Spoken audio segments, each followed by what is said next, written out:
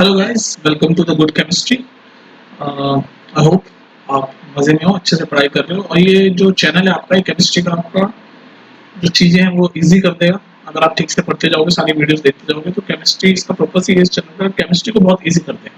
Good chemistry हो जाए आपकी केमिस्ट्री के साथ। वो इंग्लिश का वर्ड है ना, they have a good chemistry. तो आपकी भी केमिस्ट्री के साथ केमिस्ट्री अच्छी हो जाए, ठीक है। तो प्रीवियस वीडियोस में हम पढ़ते रहे, मोलैरिटी पढ़ा, मोलैलिटी पढ़ा, सारी चीज़ हमने पढ़ी। आज का जो टॉपिक है छोटा सा ही टॉपिक है, लेकिन इंपॉर्टेंट है, क्योंकि इससे आप कॉन्सेप्ट बनेंगे आगे के जो टॉपिक्स आने वाले हैं। क्योंकि अगर ये चीज समझ में आएगी तो फिर आगे की चीज समझाने में थोड़ी सी मुश्किल होगी। और थोड़ी कॉमन सेंस वाली चीज है, दिमाग खोल के सुनोगे तो समझ आ जाएगा। तो कॉन्सेप्ट क्या है आज का? Solubility of solid in liquid. Solubility of solid in liquid, ठीक है। तो शुरू करते हैं, आराम से सुनो, कहानी की तरह सुनो इसको, तभी समझ आएगा। कुछ इतना कोई खास डिटेल वाली बात नहीं है, बस सुनते जाओ। तो सबसे पहले टॉपिक समझ आएगा ना, टाइटल क्या है? Solubility of solid in liquid. अब जैसे हमारा कोई सॉल्यूशन है, सुनते जाओ। तो सॉल्यूशन में क्या चीजें होती है? एक सॉल्यूट होता है, एक सॉल्वेंट होता है ना। और इस चैप्टर में, खासतौर पर 12th में, हम ज्यादातर किस तरीके के सॉल्यूशन पढ़ रहे हैं? हम पढ़ रहे हैं बाइनरी सॉल्यूशन। बाइनरी का मतलब क्या होता है? बाइनरी मतलब होता है टू। तो हम केमिस्ट्री में 12th में ज्यादातर कैसे सॉल्यूशन पढ़ रहे हैं? Binary solution. बाइनरी मतलब होता है टू। टू मतलब ये कि उसमें दो ही कंपोनेंट है, मतलब दो चीजें मिली हुई होगी तब सॉल्यूशन बन रहा होगा। उसमें वो दो चीजें क्या है? एक टाइप का कोई सॉल्यूट होगा और एक टाइप का कोई सॉल्वेंट होगा। तो इस तरीके के सॉल्यूशन होंगे, ठीक है। अब आज का जो हमारा टॉपिक है वो क्या कह रहा है? Solubility of solid in liquid. मतलब सॉलिड की सॉल्युबिलिटी लिक्विड में। तो मतलब ये कैसा सॉल्यूशन होगा? ये कैसा सॉल्यूशन होगा सॉलिड और लिक्विड का? तो सॉल्यूशन ऐसा होगा जिसमें सॉल्यूट होगा, जो कि क्या होगा? सॉलिड फॉर्म में होगा। और क्या होगा? सॉल्वेंट होगा, जो कि लिक्विड फॉर्म में होगा। यहां तक तो कोई दिक्कत नहीं, सिंपल बेसिक चल, सुनते जाओ गौर से, कान खुले रखो, दिमाग खुला रखो, ठीक है। तो हम क्या पढ़ रहे हैं? हम पढ़ रहे हैं कि अगर कोई सॉलिड सॉल्यूट, कोई सॉलिड सॉल्यूट जब सॉल्वेंट में घुलता है तो उसकी सॉल्युबिलिटी क्या होती है, और उसके बारे में हम प्रोसेस क्या है, किस किस फैक्टर से अफेक्ट करती है, वो क्या क्या फैक्टर होते हैं जो अफेक्ट करते हैं सॉल्युबिलिटी का सॉलिड एंड लिक्विड। तो सबसे पहले तो शुरू करने से पहले आप ये समझ लो, जो टर्म है ना सॉल्युबिलिटी, इसका क्या मतलब है? सॉल्युबिलिटी का क्या मतलब होता है? तो डेफिनेशन मैंने लिखी है, क्या है definition? solubility of a substance, solubility का मतलब समझाना मतलब है, solubility of a substance is its maximum amount that can be dissolved in specific amount of solvent under specific condition। क्या कहना चाह रहा हूं मैं? ये डेफिनेशन क्या कह रही है? मतलब solubility किसी भी सब्सटेंस की, यहाँ पर सब्सटेंस क्या है? सॉल्यूट। ये जो सॉलिड सॉल्यूट है, यही सब्सटेंस है, यही घुल रहा है ना। सॉल्युबिलिटी मतलब बेसिकली जब कोई आपका सॉल्यूट यानी कि सॉलिड सॉल्यूट किसी लिक्विड सॉल्यूशन में घुलता है, उसी को बोलते हैं ना सॉल्युबिलिटी। इंग्लिश का वर्ड है तो सॉल्युबिलिटी। तो सॉल्युबिलिटी ऑफ अ सब्सटेंस के मैक्सिमम अमाउंट, यानी मैक्सिमम अमाउंट हम इस सब्सटेंस का, यानी कि सॉलिड का, सॉलिड सॉल्यूट बोलते हैं उसको, हम उसको डिसॉल्व कर सकते हैं किसी स्पेसिफिक सॉल्वेंट में, किसी लिक्विड में। हम कितना सॉल्यूट मैक्सिमम कितना सॉल्यूट घोल सकते हैं, इसी को हम बोलते हैं सॉल्युबिलिटी उस सब्सटेंस की। उस सब्सटेंस की हम सॉल्युबिलिटी क्या बोलेंगे? कि भाई कोई भी सब्सटेंस एक लिक्विड में मैक्सिमम कितना घुल जाएगा, उसको हम बोलेंगे सॉल्युबिलिटी अंडर स्पेसिफिक कंडीशन। ये जो लिखा है मैंने, अंडर स्पेसिफिक कंडीशन मतलब, क्योंकि ये जो सॉल्युबिलिटी है डिपेंड करती है, अफेक्ट करती है टेम्परेचर और प्रेशर से। हम आगे से पढ़ेंगे डिटेल में कैसे अफेक्ट करती है, टेम्परेचर और प्रेशर से ये अफेक्ट करती है। तो अंडर स्पेसिफिक कंडीशन मतलब अगर हम टेम्परेचर और प्रेशर चेंज नहीं कर रहे, तो अगर जो सॉल्यूट है यानी कि जो सब्सटेंस है, सॉलिड सब्सटेंस है, वो किसी लिक्विड में मैक्सिमम कितना घुल रहा है, मैक्सिमम कितना घुल रहा है, उसी को हम बोलते हैं सॉल्युबिलिटी, ठीक है। और हम ये कंडीशंस हम चेंज कर रहे हैं, समझ लो। जैसे फॉर एग्जांपल, आसान है यार, बिल्कुल आसान भाषा है। मान लो ये आपका बीकर है ना, आपका कोई बीकर है, इसमें मान लो आपका ऐसे पानी है ना, इसमें मैं कोई सॉलिड चीज डाल रहा हूँ, फॉर एग्जांपल सॉल्ट डालना शुरू कर रहा हूँ, सॉल्ट डालना शुरू कर रहा हूँ, तो ये सॉल्ट घुलता जाएगा घुलता जाएगा घुलता जाएगा, है ना। पानी के अंदर हमने नमक डाला, वो घुलता जाएगा घुलता जाएगा। पर अगर मैं एक अमाउंट होगा जितना वो घुलेगा, उसके बाद अगर मैं और सॉल्ट डालता रहूंगा, तो एक अमाउंट के बाद जो सॉल्ट होगा वो घुलना बंद हो जाएगा, ऊपर जमा हो जाएगा। सिंपल सी कॉमन सेंस वाली बात है। एक अमाउंट के बाद एक तो कुछ तो घुलता रहेगा, पर एक अमाउंट के बाद वो घुलना बंद हो जाएगा ना, डिसॉल्व होना बंद हो जाएगा। तो वो जो अमाउंट है, जहां तक वो मैक्सिमम घुल रहा है, उसी को बोलते हैं हम सॉल्युबिलिटी। समझ गए बात? उसी को हम बोलते हैं सॉल्युबिलिटी। वो जो मैक्सिमम अमाउंट तक जो घुल रहा है सॉलिड, यहाँ पर हमारा सॉलिड है सॉल्ट, तो मैक्सिमम अमाउंट तक वो सॉलिड आपका लिक्विड में जो घुल रहा है उसी को हम क्या बोलते हैं, उस अमाउंट, उस सॉलिड की सॉल्युबिलिटी। और इस सॉल्यूशन को क्या बोलेंगे, जो मैक्सिमम अमाउंट तक घुल गया, मैक्सिमम अमाउंट तक। एक और टर्म सिखा रहा हूँ केमिस्ट्री का, जो मैक्सिमम अमाउंट आपका सॉलिड लिक्विड में घुल चुका है मैक्सिमम, उसके बाद घुलेंगे तो वो घुलेगा नहीं, तो उस सॉल्यूशन को क्या बोलेंगे, सैचुरेटेड सॉल्यूशन। बात समझ में आ गई? क्या बोलेंगे हम उसको, सैचुरेटेड सॉल्यूशन। जब हम मैक्सिमम अमाउंट ऑफ सॉलिड, इस केस में सॉलिड क्या है, सॉल्ट, तो जब हम मैक्सिमम अमाउंट ऑफ सॉलिड उस लिक्विड में घोल देंगे तो जो सॉल्यूशन बनेगा ना मैक्सिमम अमाउंट ऑफ सॉलिड को घोलने के बाद, उसको बोलते हैं सैचुरेटेड सॉल्यूशन। और इसका उल्टा क्या है, जब हम और भी कुछ डाल सकते हैं, जैसे मान लो वही मैंने भी आपको बताया, दोबारा वो एग्जांपल कि भैया आपका लिया मैंने बीकर, इसमें डाला पानी और इसमें मैं वही सॉल्ट डालना शुरू करता हूँ, सॉल्ट डालना शुरू करता हूँ, तो एक अमाउंट तक वो घुल रहा है घुल रहा है घुल रहा है, लेकिन अभी और घुल सकता है, और घुल सकता है वो सॉल्यूशन में, तो उसको हम बोलते हैं अनसैचुरेटेड सॉल्यूशन है। मतलब अभी इसमें और आ सकता है भाई, और सॉल्यूट यानी कि और नमक इस केस में और घुल सकता है इसके अंदर, तो ऐसे सॉल्यूशन को हम क्या बोलते हैं, अनसैचुरेटेड सॉल्यूशन। तो ये दो टर्म और सीख लिया हमने। सैचुरेटेड सॉल्यूशन मतलब मैक्सिमम, भाई अब इस सॉल्यूशन के अंदर और नहीं घुल सकता, तो ये सॉल्यूशन क्या है, सैचुरेटेड सॉल्यूशन। सैचुरेट हो गया ये पॉइंट, ये इंग्लिश का वर्ड है सैचुरेट, सैचुरेट हो गया। मतलब इससे ज्यादा अगर हम सॉल्ट डालेंगे, इससे ज्यादा अगर हम सॉल्यूट डालेंगे तो ये जब घुलेगा नहीं, अब ये ऊपर जमना शुरू हो जाएगा, तो ऐसे सॉल्यूशन को हम क्या बोलेंगे, सैचुरेटेड सॉल्यूशन। लेकिन अगर अभी हम और डाल सकते हैं और घुलने की गुंजाइश है, तो ऐसे सॉल्यूशन को हम क्या बोलेंगे, अनसैचुरेटेड सॉल्यूशन। तो आपने दो टर्म सीख लिए, सैचुरेटेड सॉल्यूशन क्या होता है, अनसैचुरेटेड सॉल्यूशन क्या होता है, ठीक है जी। और सॉल्युबिलिटी क्या है, सॉल्युबिलिटी इस सब्सटेंस की, सॉलिड सब्सटेंस की, जैसे इस केस में सॉल्ट है, तो ये सॉलिड सब्सटेंस मैक्सिमम कितना घुल सकता है किसी लिक्विड में, मैक्सिमम कितना घुल सकता है, उसी को हम बोलते हैं solubility of that solid substance या फिर solubility of solute। ठीक है, तो ये था solubility of solid in liquid। ठीक है, ये समझ आ गया। अब हम इस प्रोसेस को थोड़ा सा और डिटेल में समझ लेते हैं, टर्मिनोलॉजी के साथ क्या क्या टर्म यूज होते हैं। तो आपको समझ आ गया, मैंने आपको समझा दिया कि कोई भी सॉल्यूट, सॉल्यूट मतलब सॉलिड सॉल्यूट, यहाँ पर क्या है, solubility of solid in liquid। Solid solute जब किसी सॉल्वेंट यानी कि लिक्विड में घुलता है तो उसकी सॉल्युबिलिटी क्या होती है, सॉलिड सब्सटेंस की, सैचुरेटेड सॉल्यूशन क्या होता है, अनसैचुरेटेड सॉल्यूशन क्या होता है, सब समझ आएगा। अब इसको प्रोसेस को थोड़ा सा समझने की कोशिश करते हैं। Process of solubility of solid in liquid, process of solubility of solid in liquid, थोड़ा सा और समझने की कोशिश करते हैं। वही अब तक जो मैंने समझाया वही है, थोड़ा सा एक दो टर्म और समझा देता हूँ जो कि आपको पता होने चाहिए, क्योंकि यूज होते हैं आपके केमिस्ट्री में टर्म्स। तो जैसे कि मैंने आपको बताया भाई कि वो एग्जांपल ले लेता हूँ आपके सामने कि आपका एक कोई बीकर है, ठीक है, इसमें से पानी है, कोई पानी और सॉल्ट वाला सॉल्यूशन से आसानी से समझ पाते हैं क्योंकि आप कनेक्ट कर पाते हो और घर में यूज करते हो ना चीजें। तो ये वाटर है, तो ये वाटर क्या है, सॉल्वेंट है, लिक्विड है, और ये आप कोई सॉल्ट हम इसमें डालते जा रहे हैं, ठीक है। तो मैंने आपको क्या बताया भाई, सॉल्ट घुल रहा है, हम सॉल्ट डालते जा रहे हैं, पानी में घुलता जा रहा है, ठीक है, ये सॉल्ट है ना। तो ये जो सॉल्ट हम डाल रहे हैं ये सॉलिड सॉल्यूट है, सॉलिड है जो कि लिक्विड वाटर में घुल रहा है, घुल रहा है घुल रहा है घुल रहा है, तो आपका सॉल्यूशन बन रहा है। जैसे इससे सॉल्ट घुल रहा है पानी में तो सॉल्यूशन बन रहा है। तो सॉल्यूशन क्या है, सॉल्यूशन क्या है आपका, सॉल्यूट प्लस सॉल्वेंट, सॉल्यूट यानी कि हमारे इस केस में ऐसा एग्जांपल में सॉल्ट और सॉल्वेंट यानी कि वाटर, ये हो रहा है और हमारा सॉल्यूशन बनता जा रहा है। तो ये जो सॉल्यूशन बन रहा है, सॉल्यूशन की कंसंट्रेशन बढ़ रही है, कंसंट्रेशन बढ़ रही है ना, ये सॉल्यूट, ये जो सॉल्ट है मिलता जा रहा है तो कंसंट्रेशन बढ़ रही है, तो इस प्रोसेस को हम बोलते हैं डिसोल्यूशन। ये टर्म सीख लो, डिसोल्यूशन। भाई आपका पानी के अंदर सॉल्ट यानी कि सॉल्यूट पार्टिकल हम डाले जा रहे हैं, है ना, और आपकी सॉल्यूशन ये जो बनता जा रहा है, सॉल्यूशन बन रहा है ना भाई, पानी डल रहा है, सॉल्यूट सॉल्ट घुलता जा रहा है यानी कि सॉलिड घुलता जा रहा है, घुल रहा है, तो सॉल्यूशन जो बन रहा है इस प्रोसेस को हम बोलते हैं डिसोल्यूशन। क्या बोलते हैं, डिसोल्यूशन। इस प्रोसेस को, ये जो प्रोसेस हो रहा है कि भाई सॉल्ट यानी कि सॉल्यूट पानी के अंदर घुल रहा है, सॉल्वेंट के अंदर घुल रहा है, तो इस प्रोसेस को क्या बोलते हैं, डिसोल्यूशन।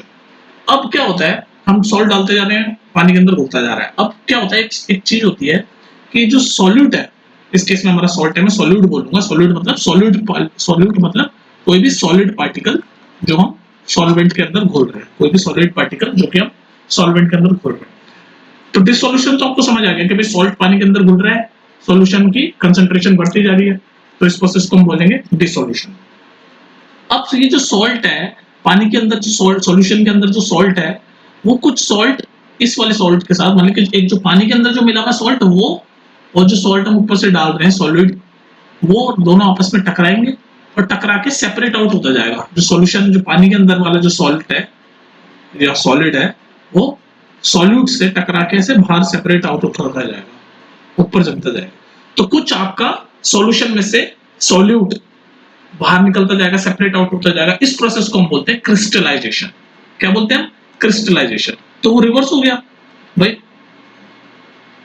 रिवर्स हो गया ना ये चीज, कि भाई हमारा, जैसे यहाँ पर हमने देखा, दोबारा देखो कि भाई सॉल्यूट प्लस सॉल्वेंट घुल रहे हैं और आपका सॉल्यूशन बन रहा है। यहां तक बात समझ में आ रही है कि सॉल्यूट और सॉल्वेंट घुल रहे हैं और सॉल्यूशन बन रहा है, और इस प्रोसेस को क्या बोलते हैं? डिसोल्यूशन। डिसोल्यूशन, ये जो प्रोसेस हो रहा है कि भाई सॉल्यूट यानी कि सॉल्ट पानी के अंदर घुल रहा है, इस प्रोसेस को हम क्या बोलेंगे? डिसोल्यूशन।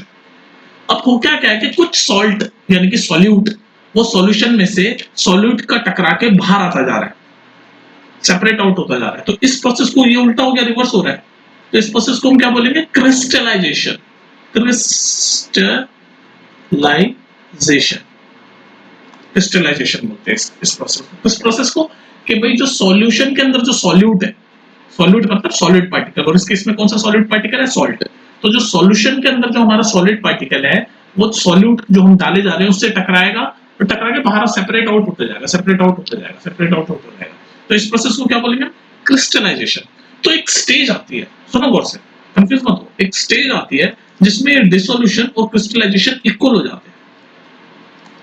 डिसोल्यूशन और क्रिस्टलाइजेशन इक्वल हो जाती है, एक स्टेज आती है, उस स्टेज को हम बोलते हैं इक्विलिब्रियम। इक्विलिब्रियम।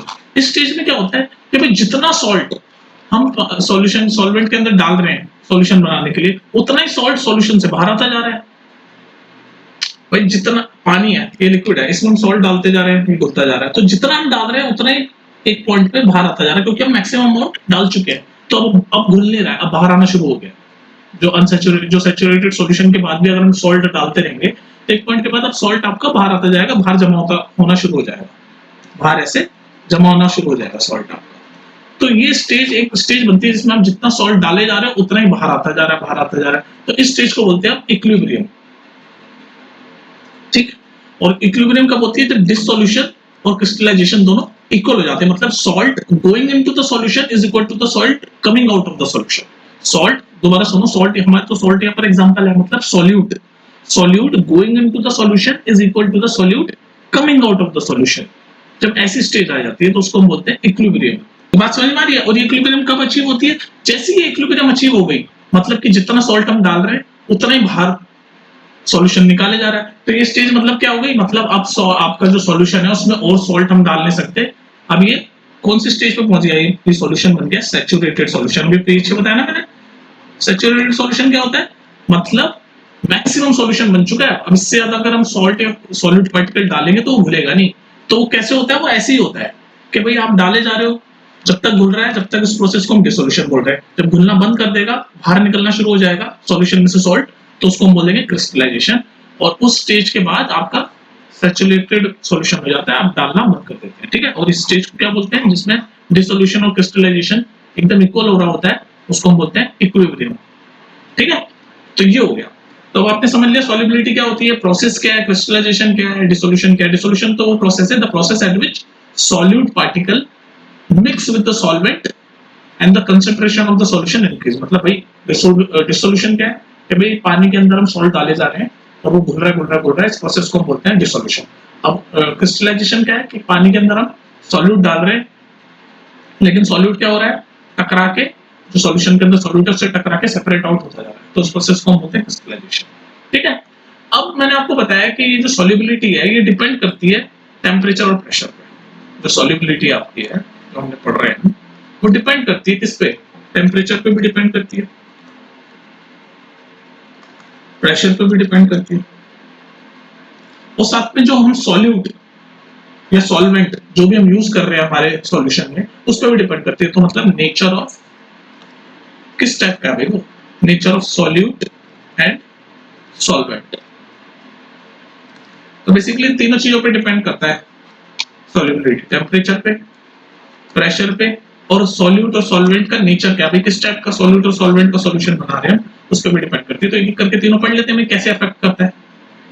तो हम देख लेते हैं हम factor affecting the solubility of solid in liquid. भाई आज का टॉपिक ही है कि solubility of solid in liquid क्या है।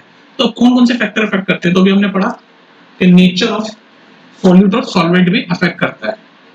तो nature of solute and solvent, nature of solute जो कि सॉलिड है एंड सॉल्वेंट, इस पे भी डिपेंड करता है कि भाई सॉल्युबिलिटी कैसे होगी, कैसे घुलेगा सॉलिड इन लिक्विड का।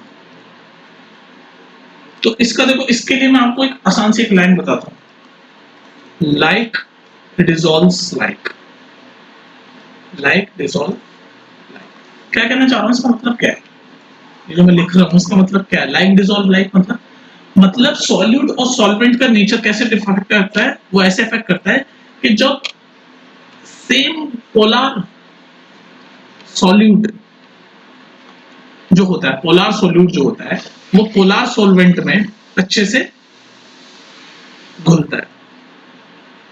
सिमिलरली नॉन पोलर सॉल्यूट जो होते हैं, नॉन पोलर सॉल्यूट जो होते हैं वो नॉन पोलर सॉल्वेंट में अच्छे से घुलता है, नॉन पोलर सॉल्वेंट में बहुत ही अच्छे से घुलता है। पर अगर हम किसी पोलर सॉल्यूट को या फिर किसी नॉन पोलर सॉल्यूट को, नॉन पोलर सॉल्यूट को पोलर सॉल्वेंट में घोलने की कोशिश करें तो वो बिल्कुल कम घुलेगा या फिर घुलेगा ही नहीं। नॉन पोलर वैसे तो बहुत ही कम घुलेगा, नॉन पोलर सॉल्वेंट को किसी पोलर सॉल्वेंट में अगर हम घोलने की कोशिश करें, डिसॉल्व करने की कोशिश करें तो वो घुलेगा नहीं।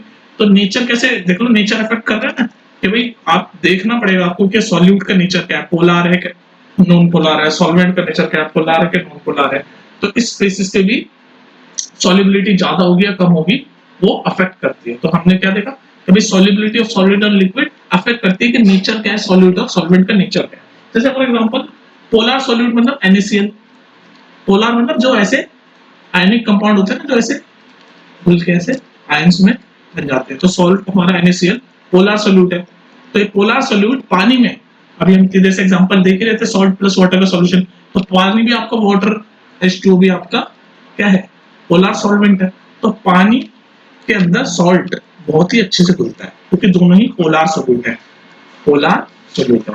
तो इसका क्या है, लाइक डिसॉल्व लाइक, मतलब लाइक एक जैसी चीज में अच्छे से घुलती है, लाइक डिसॉल्व लाइक। तो पोलर सॉल्यूट पोलर सॉल्वेंट में अच्छे से घुलता है। जैसे फॉर एग्जांपल एक non polar solute non polar solvent में अच्छे से घुलता है। एग्जांपल तो देख लेना हमने पोलर वाला, ये बहुत अच्छे से घुलते हैं। नमक और H2O दोनों पोलर, वो नमक पोलर सॉल्यूट है और पानी पोलर सॉल्वेंट है। अब ऐसी नॉन पोलर सॉल्यूट आपका नैप्थलीन, नैप्थलीन जो है वो नॉन पोलर सॉल्यूट है आपका। तो नॉन पोलर सॉल्यूट, और सिमिलरली आपका benzene, benzene non polar solvent है। तो ये दोनों आपस में बहुत अच्छे घुलते हैं क्योंकि लाइक है, नॉन पोलर, ये दोनों आपस में बहुत अच्छा घुलते हैं।